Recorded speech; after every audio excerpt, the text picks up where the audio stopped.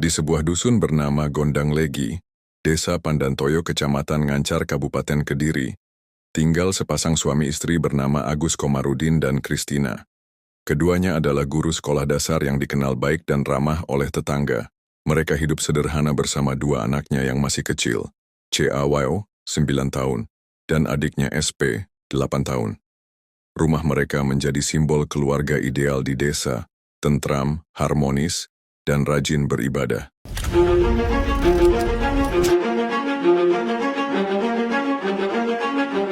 Tidak ada yang menyangka, ketenangan itu akan segera berubah menjadi tragedi besar.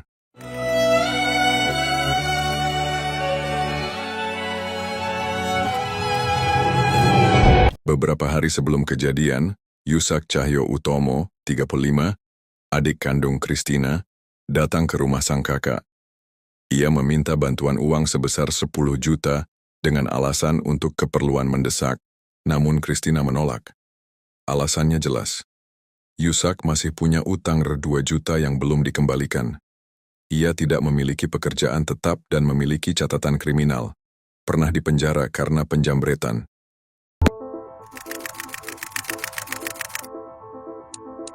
Penolakan ini melukai harga diri Yusak. Ia merasa dipandang rendah oleh kakaknya. Dalam hatinya tumbuh rasa marah dan dendam. Sejak saat itu niat jahat mulai terbentuk di pikirannya. Ia memutuskan untuk menghabisi kakaknya beserta keluarganya.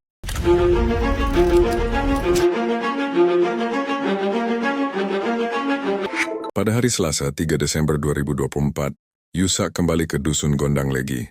Kali ini ia tidak langsung masuk ke rumah. Ia memilih menunggu di sebuah musala dekat rumah kakaknya. Di kepalanya rencana sudah tersusun. Menunggu waktu yang tepat ketika semua orang sedang lengah. Ia sudah menyiapkan palu dari rumah. Alat yang nantinya akan digunakan untuk menyerang. Palu ini menjadi simbol keputusan bulatnya untuk mengakhiri hidup sang kakak.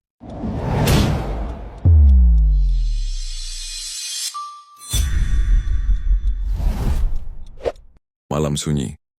Yusak melompati pagar dan masuk ke pekarangan rumah Kristina. Ia duduk di bangku bambu menunggu dalam gelap.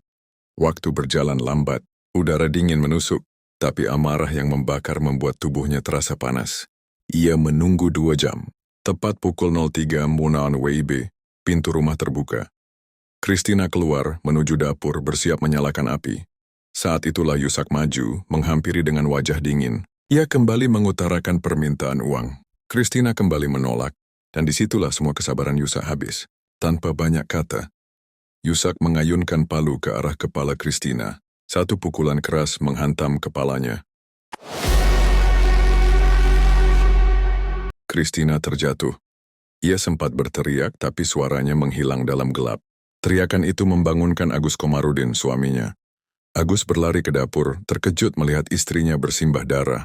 Namun sebelum sempat melakukan sesuatu, Yusak menghantam kepalanya dengan palu 2 kali. Satu di kepala, satu di rahang. Agus roboh tak berdaya. Kristina masih bergerak lemah. Yusak kembali menghantamnya 2 kali lagi, memastikan nyawa kakaknya melayang. Keributan itu membangunkan Chao 9 dan adiknya SP 8. Mereka ketakutan, menangis. Namun Yusak tidak berbelas kasihan. Kau dipukul 2 kali di kepala hingga tak bernyawa. SP dipukul sekali.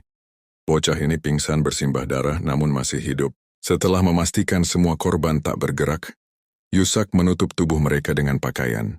Suasana rumah berubah jadi lautan darah.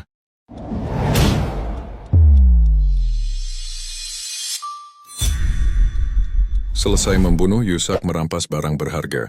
2 HP, perhiasan emas, tas berisi uang, bahkan rekaman CCTV. Ia membersihkan palu seadanya, lalu meninggalkan rumah sekitar pukul 05 WIB dengan membawa mobil Toyota Avanza milik kakaknya. Tujuannya, menjual mobil itu untuk mendapatkan uang.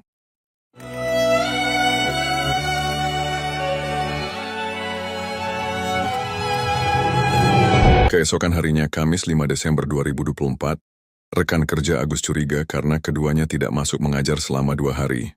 Mereka mendatangi rumah. Saat pintu dibuka, mereka disambut pemandangan mengerikan. Kristina, Agus, dan Ciawau tewas bersimbah darah. SP ditemukan kritis dengan luka parah di kepala. Varga geger.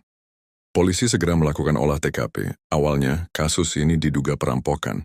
Namun penyelidikan cepat mengarah ke Yusak.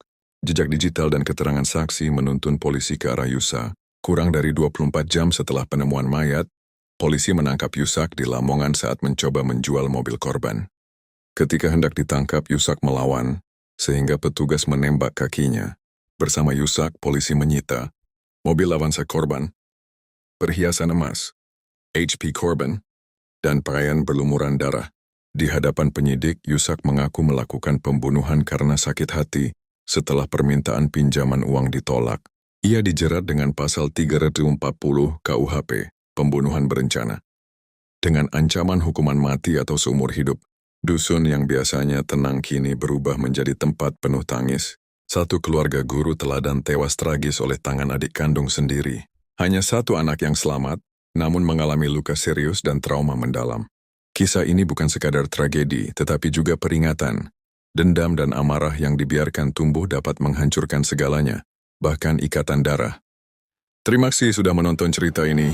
Jangan lupa like, comment, dan subscribe untuk menyaksikan cerita-cerita kisah nyata.